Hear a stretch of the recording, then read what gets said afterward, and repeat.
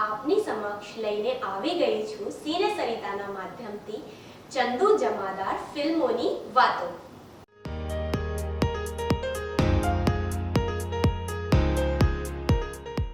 Gujarati film ઉદ્યોગમાં અનેક સફળ ફિલ્મ આ અરસામાં બની હતી. આ ગાળામાં વિવિધ કથાવસ્તુવાળી ફિલ્મોનું નિર્માણ થયું હતું.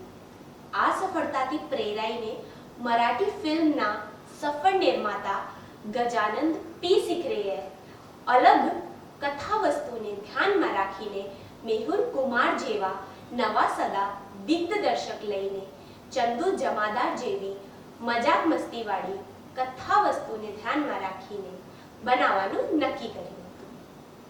સુરંગી ચિત્રના બેનર નીચે ફિલ્મના જાજરમાન સફળ અભિનેતા દાદા કોંડકેને લઈને ચંદુ જમાદાર ફિલ્મમાં નાયકની ભૂમિકા સમાવેશ કરી.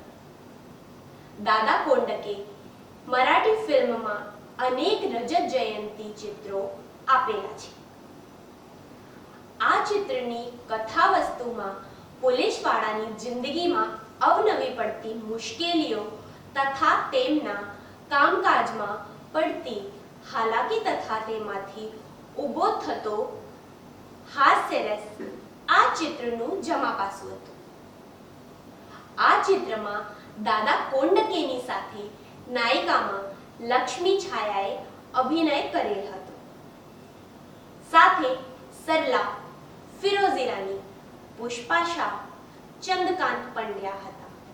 ગીતકાર ધીરજ બોરા અને સંગીતકાર સુરેશ કુમાર.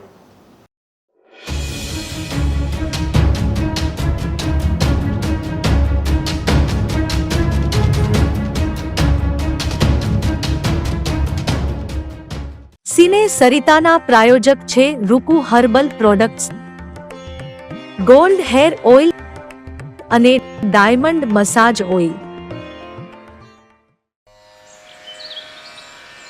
સવારની લહેજત, ગરમાગરમ ચા અને વ્રજકિશન ભૂમિ અખબાર.